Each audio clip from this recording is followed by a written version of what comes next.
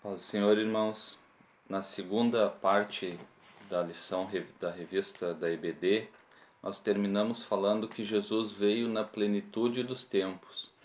Referência a um texto de Gálatas capítulo 4, versículos de 4 até o 5. Vindo, porém, a plenitude do tempo, Deus enviou seu Filho, nascido de mulher, nascido sob a lei, para resgatar os que estavam sob a lei, a fim de que recebêssemos a adoção de filhos. É interessante isso porque agora nesse segundo tópico da lição nós vamos entender o que é essa plenitude dos tempos. O item 1 do tópico 2 diz: Jesus estava no seio do Pai. Antes da sua encarnação, o Senhor Jesus achava-se no seio do Pai. Mas não devemos supor que ele estivesse inativo.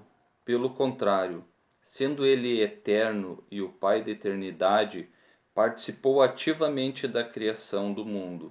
João capítulo 1, versículo 3 vai dizer que por ele foram feitas todas as coisas, e sem ele nada do que foi feito se fez. Sem Jesus Cristo, nada do que existe hoje existiria. Então, Jesus já estava no princípio, e o que nós tratamos no tópico anterior, dizendo que ele é o Pai da eternidade. Por quê? Porque quando para nós falamos de princípio, nós determinamos um ponto inicial, dizendo que este é o princípio. Mas Jesus é o Pai da eternidade, ele não tem princípio em si, o início de dias nem fim de dias. O item 2 fala que a vinda de Jesus já era profetizada lá no Antigo Testamento, já começava a ser falado a respeito dessa vinda. Gênesis até Malaquias, nós vemos que Jesus é anunciado. Em Gênesis ele é anunciado como a semente da mulher, e em Malaquias ele é anunciado como o sol da justiça. Então, todos os livros do Antigo Testamento fazem uma referência a Jesus Cristo de uma forma ou outra. Então, entre ambos os livros há outras profecias carregadas de significados, tanto para Israel como para os gentios. Jesus é o tema das duas principais alianças da história sagrada, a de Abraão e a de Davi. É interessante que quando nós lemos Mateus capítulo 1, versículo 1, vai dizer, chama Jesus de filho de Davi e filho de Abraão, referente a essas duas alianças que foram realizadas. Agora, o item 3 vai falar propriamente dita de Jesus quando ele está encarnado, quando ele veio em carne já no Novo Testamento. O Filho de Deus tornou-se de fato carne. Sua humanidade, volto a repetir, não era ilusória mas é real. Coisa que nós já debatemos e falamos lá no tópico 1 com relação às falsas heresias lá dos 3 primeiros séculos da igreja. Embora concebido sobrenaturalmente, o seu nascimento foi tão natural quanto o nosso. A concepção dele foi pelo Espírito Santo, mas o seu nascimento ocorreu como qualquer um de nós, como todos os seres humanos nascem, da mesma forma, provando que ele tem essas duas naturezas. Pela concepção, a natureza divina, e pelo nascimento mostra a sua natureza humana, igual a nós, da mesma forma. Vai dizer que ele sentiu as mesmas dores que nós sentimos, os mesmos incômodos, teve fome, teve sede, sentiu agonia, teve um cansaço, chorou. Vai dizer que quando chegou no túmulo de Lázaro, ele chorou. Então, no jardim da agonia, lá no Getsêmani, ele experimentou uma profunda tristeza, a ponto de suar gotas de sangue. A nossa semelhança à humanidade de Jesus era completa. Ele tinha corpo, alma e espírito. Também já vimos essa questão nessa própria revista desse trimestre, sobre a questão de corpo, alma e espírito. E vemos que a alma de Jesus ficou entristecida a ponto dele chorar no túmulo de Lázaro. Coisa natural, normal, quando nós sentimos uma perda, sentimos algo, mas demonstrava o lado afetivo de Jesus. Também a lição vai falar aqui que quando Jesus morreu, ele entrega o Espírito. O pneuma ali que é falado é entregar o Espírito. Ele diz: Pai, nas tuas mãos entrego o meu Espírito. Comprovando essa plenitude de corpo, alma e espírito, assim como nós temos. Mais uma das evidências a respeito de Jesus. Então, Jesus foi igual a nós, exceto numa coisa. Em todas as demais coisas, ele foi semelhante ao ser humano. A única diferença é com relação ao pecado. Jesus não experimentou o pecado, não se tornou participante do pecado. Ele não estava sujeito ao pecado original e também não ficou sujeito ao pecado experimental, que é aquele que nos leva a praticar o pecado. O pecado original, o que nós herdamos de Adão, e o experimental é a nossa prática de pecado, que ocorre às vezes intencional ou às vezes não intencional. Jesus não estava sujeito a isso, ele estava livre dessa questão. Não que ele não tivesse sido tentado, ele foi tentado, sofreu as mesmas tentações que nós sofremos, mas ele não pecou. Essa é a única diferença que existe de Jesus para nós quando ele esteve aqui em carne.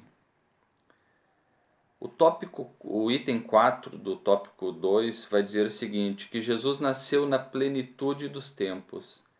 Ao escrever aos Gálatas, afirmou Paulo que, o texto que nós lemos logo no início, vindo a plenitude dos tempos, Deus enviou seu Filho, nascido de mulher, nascido sob a lei, para remir os que estavam debaixo da lei, a fim de recebermos a adoção de filhos.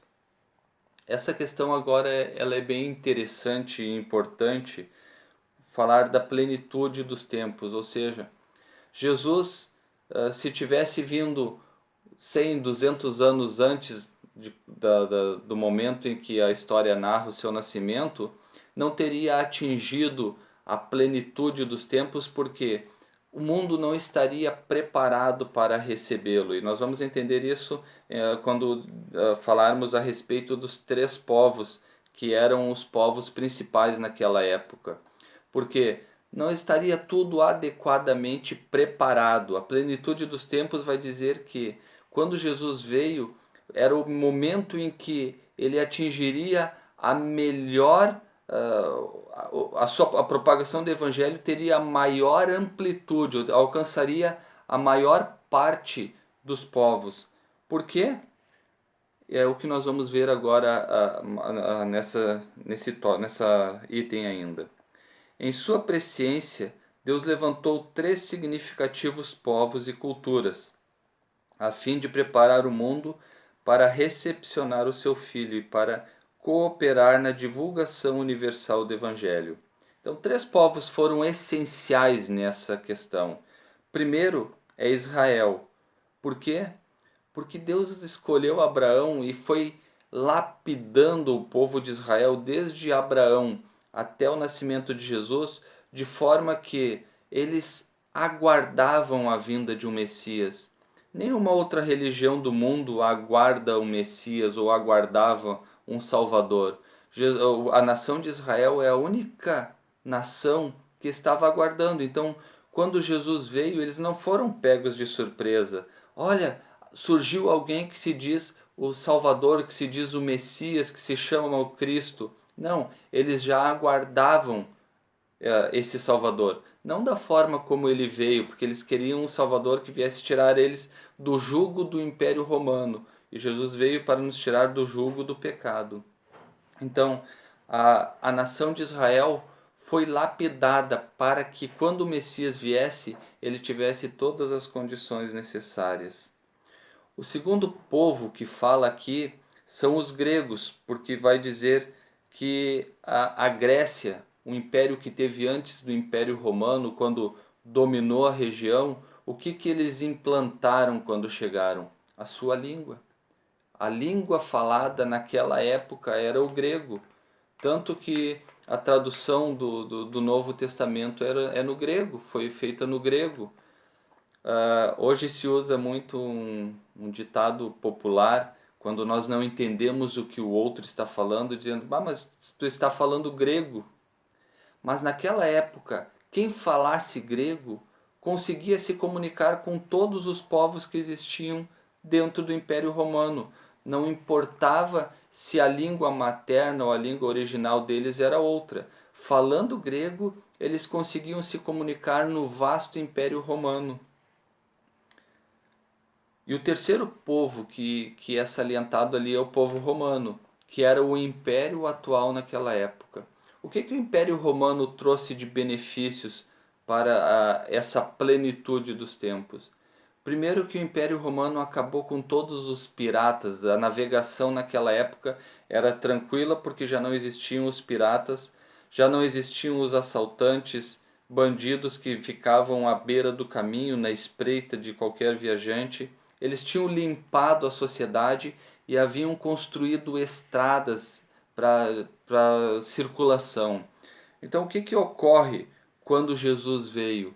Ele veio num tempo em que havia uma língua oficial que se falava em todos os lugares. Haviam estradas de deslocamentos para todos os lugares e todos podiam se deslocar em paz e tranquilidade sob a segurança do Império Romano.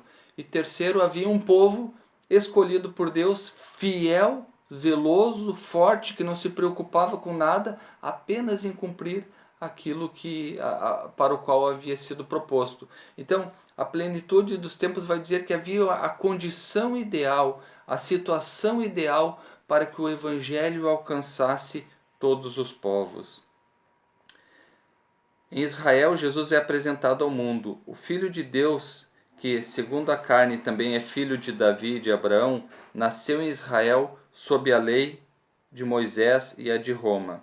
Tendo ele uma educação harmônica e perfeita, tanto diante de Deus quanto dos homens, iniciou seu ministério aos 30 anos de idade, conforme veremos no próximo tópico. O Senhor Jesus foi em todas as coisas o mais perfeito dos homens. E como síntese desse tópico vai dizer: Jesus estava no seio do Pai. Sua vinda ao mundo foi profetizada no Antigo Testamento e cumprida no Novo Testamento. Então, na melhor fase dos tempos foi quando Jesus veio. Foi quando ele anunciou o Evangelho, preparou os seus discípulos para que, após a sua partida, o Evangelho fosse propagado. E nós vemos que nos 3 primeiros séculos, embora houvesse muita perseguição, pela perseguição os discípulos foram espalhados pela vastidão do Império Romano e puderam propagar o Evangelho com autoridade e com poder, porque todos entendiam o que eles falavam, eles podiam circular tranquilamente e eles tinham zelo por aquilo que estavam falando. Então, essa é a plenitude dos tempos, a maneira pela qual Deus preparou todo o caminho, preparou toda a situação para que Jesus viesse, inclusive com as leis. Quando César determina que todos deveriam voltar para a sua cidade natal para fazer o alistamento, foi quando José e Maria levaram Jesus para Belém, para que ele nascesse em Belém, na cidade de Davi.